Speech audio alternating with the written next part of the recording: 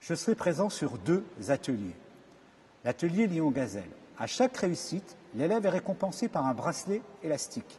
Au bout de 2 courses, les élèves en réussite seront identifiables grâce à leur bracelet, ce qui me permettra, moi, de rééquilibrer les binômes, gestion de l'hétérogénéité. Je pourrai ainsi modifier les écarts entre 2 coureurs au départ, ainsi que la distance à parcourir.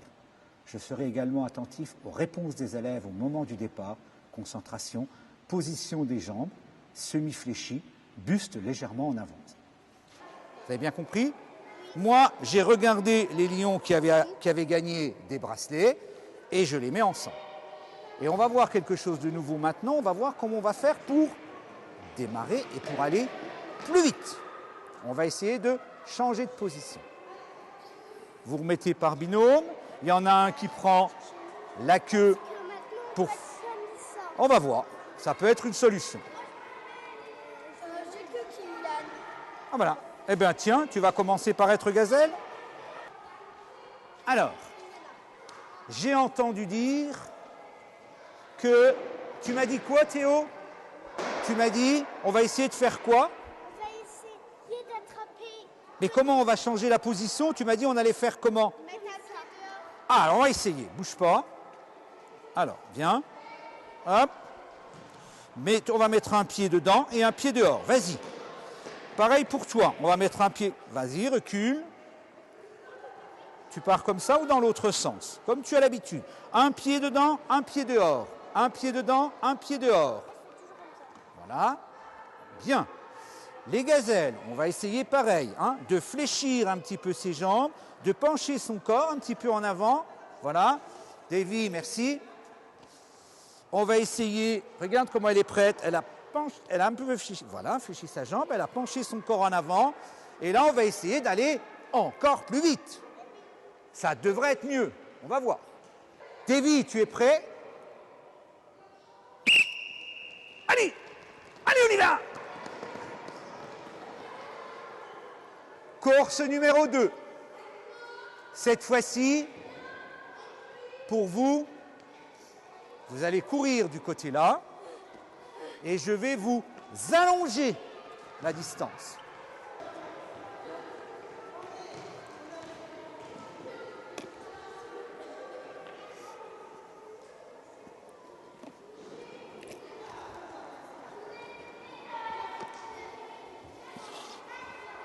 Vous avez remarqué que c'est beaucoup plus loin pour vous. Ça veut dire que le lion, il a plus de chances d'attraper, mais ça veut dire que la gazelle, elle a aussi plus de chances de ne pas être attrapée. Donc, Davy, tu as bien compris, bonhomme? Il faut aller jusque là-bas et essayer de ne pas faire attraper la queue. Hein. Est-ce qu'on est prêt? Est-ce qu'on a la bonne position? Est-ce qu'on a la bonne position? Est-ce qu'on a la bonne position? On a bien la jambe un peu fléchie en avant. On a bien le corps en avant. On est concentré, on est prêt?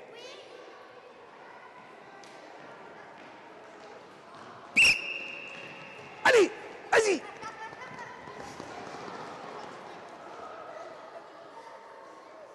Pas de vainqueur. On change, c'est-à-dire que les lions deviennent gazelles. Première course. C'est bien le corps. Mets ton pied correctement, regarde. Regarde comme le mien. Non, il n'est pas droit ton pied. Voilà. C'est bien la jambe fléchie. C'est bien mon corps vers l'avant. Voilà. Et on reste bien concentré. On ne regarde pas derrière. Et quand on entend le sifflet, on démarre. Je te regarde. Mets-toi en position. Oui. Tu es en position. Très bien. Oui. Tu n'as pas fléchi bien ta jambe pour le départ. Cléa, pareil. On est en bonne position. Voilà. Soraya, tu es en bonne position. Hop. Allez, vas-y. Oui. Alors, qu'est-ce que je dois vous donner? D'accord. On se remet en position et cette fois-ci, tu as fait 2 fois, toi, le lion. Tu te remets en position et je vais vous allonger le terrain. Son corps, on le mettait comment? On le mettait Bien en avant. Hein. Et les jambes? et les jambes Oui, bien, les jambes réfléchies.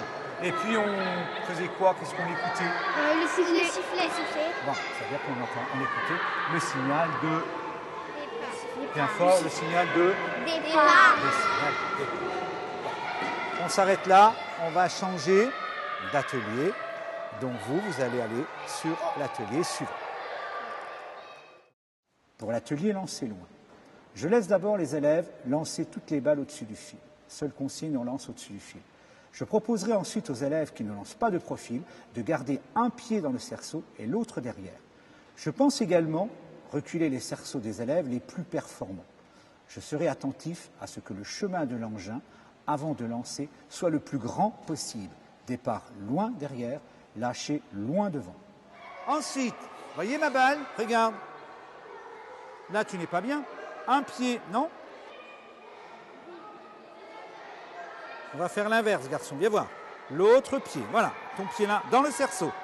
Voilà, bien derrière, on a dit. Bien derrière. Bien derrière. Et vous regardez bien les points. Inoa, tu me dis le nombre de points. Cette fois-ci, je note les points. Bien derrière, on vient vers sa tête et loin devant. Est-ce qu'on est prêt? C'est parti. Oh, joli. Alors là, facile à noter. Hein. Au-dessus du fil, hein. C'est parti.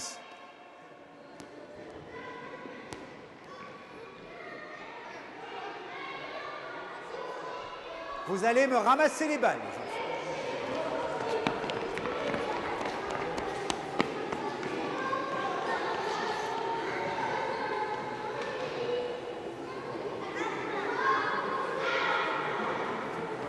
Là, regarde, il y en a encore une.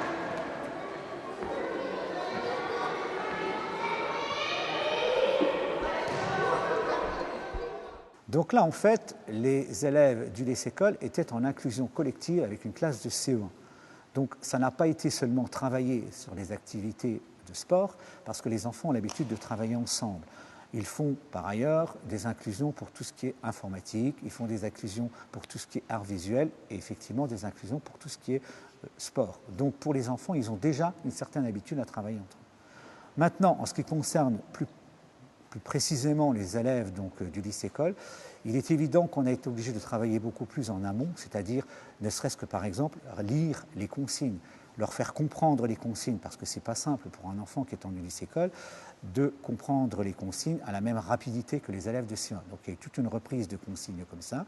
Ensuite, ça a été mimé dans la classe, de manière à ce que les enfants puissent ensuite lorsqu'ils sont inclus avec les enfants de CE1, eh bien, pouvoir faire les activités au même titre qu'eux. Donc il y a tout un travail comme ça en amont qu'on ne fait pas de la même manière dans les classes de CE1 parce que les enfants n'apprennent pas à la même vitesse.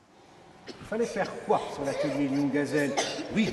Il fallait mettre des queues. Qui mettait les queues? Les gazelles et les D'accord. lions, il fallait qu'ils rattrapent les queues. C'est vrai. C'était comme ça qu'on avait dit qu'il fallait faire l'atelier. Mais on a vu que pour essayer de rattraper les queues, comment est-ce qu'il fallait se mettre en position de départ? Mais c'était pareil pour les gazelles, parce que les gazelles, il fallait qu'elles se sauvent vite. C'était quoi, Sacha, la position de départ? Mets-toi debout. Il y avait un pied. Comment est-ce qu'il fallait qu'on fasse? Il y avait un pied derrière, devant la... La jambe, on la mettait comment? Ah, je sais. Un petit peu, Je sais. Il fallait la mettre comme ça. c'est-à-dire un petit peu, Fléchie. jambes fléchies. Le corps, droit. On avait dit ça? Arthur, Le ventre un peu penché. le corps un peu en Avant. avant. Et puis c'est tout, ça suffisait. Et puis on regardait comme ça. Qu'est-ce qu'il fallait faire? Qu'est-ce qu'il fallait faire, Soraya? On devait écouter le maître quand il sifflait. Oui, il fallait écouter le signal, c'était important. Et pour écouter le signal, il fallait surtout qu'on soit comment? Louise? Penché. Oui, on l'a dit, penché en avant, on a dit les jambes fléchies, mais il fallait qu'on soit... Couche. Nesrine, En position. en position, et surtout, il fallait qu'on soit très... Attentif. Il fallait qu'on fasse très attention. On devait être concentré et attentif. Et oui, concentré et attentif. Ça, c'était le lion-gazelle. C'est ce qu'on a appris. C'était que, effectivement, pour pouvoir partir rapidement et attraper les queues des gazelles, il fallait faire tout ça. Fléchir la jambe, le corps en avant et être attentif. On va revenir un petit peu à l'atelier lancer loin. Qu'est-ce qu'on a On a déduit de l'atelier lancer loin pour lancer le plus loin possible, pour arriver à 4 points. Enzo, pour arriver à 4 points, qu'est-ce qu'il fallait faire? Quelle était la position la meilleure qu'on avait fini par trouver? Nina?